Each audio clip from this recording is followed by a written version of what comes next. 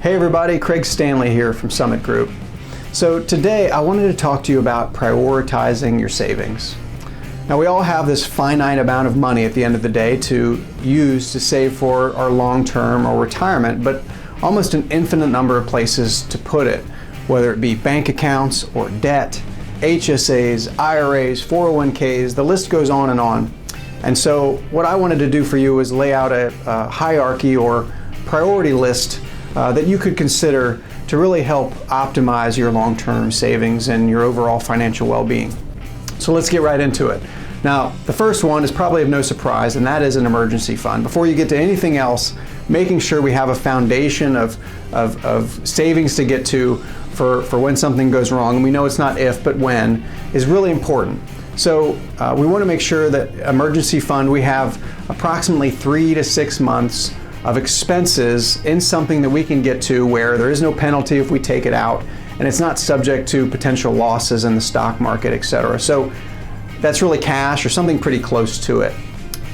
Once you've done that, then we start looking at HSAs, 401ks, and 403bs, where your employer may be offering matching dollars.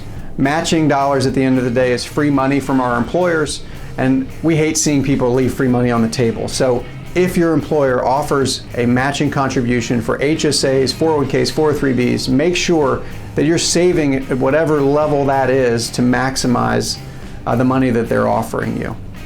Now you'll note HSAs are in front of 401ks and 403bs, and the reason for that is because, believe it or not, HSAs actually have more tax advantages than 401ks and 403bs do. Now we're not going to get into that detail in this video, but look for a future video to come where we'll talk more about HSAs and their advantages. Once you've maximized the matching contributions from your employer, then we move on to debt, and specifically high interest debt. Now there's no specific definition of high interest debt, but I would say if you have debt that's costing you more than, say, 6 or 7% interest, I would categorize that as high interest debt, and I would want you to make additional payments to that debt before moving on to additional savings vehicles. Now the reason for that is because that higher interest cost could actually cost you more than what you could potentially earn long-term in an investment vehicle. So we want to make sure we put extra dollars towards that and get that paid off so that we can get that monkey off of your back and not let it turn into a gorilla. Once you've tackled that high interest debt, then we can go back to the HSAs, 401ks, 403bs, back to our employer savings vehicles that they're offering us and max those out. Now, they all have their own limits. Make sure you do your research on what those limits are, but that's where you can then continue on your retirement savings within those programs. Now, if you've gotten that far and you still have more money to go, great. If not, that's okay too. You've probably already done a fabulous job saving for yourself.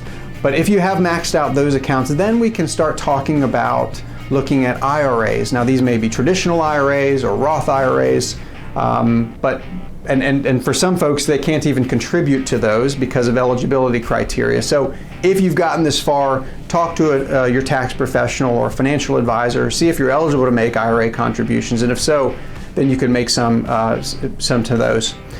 If you've gotten that far, then we can start looking at what we would call taxable savings or taxable accounts, non-retirement accounts. Accounts where we're going to invest for the long term potentially, but we're going to have to pay tax every year as the money grows, as dividends are paid, etc. So that covers the hierarchy that I wanted to share with you today. If you want to see more videos, please check out our YouTube channel at SG401k. More videos to come, of course. And you can also visit our website, sg401k.com/employees for more financial resources. That's it for today. Thanks everybody. We'll talk to you soon.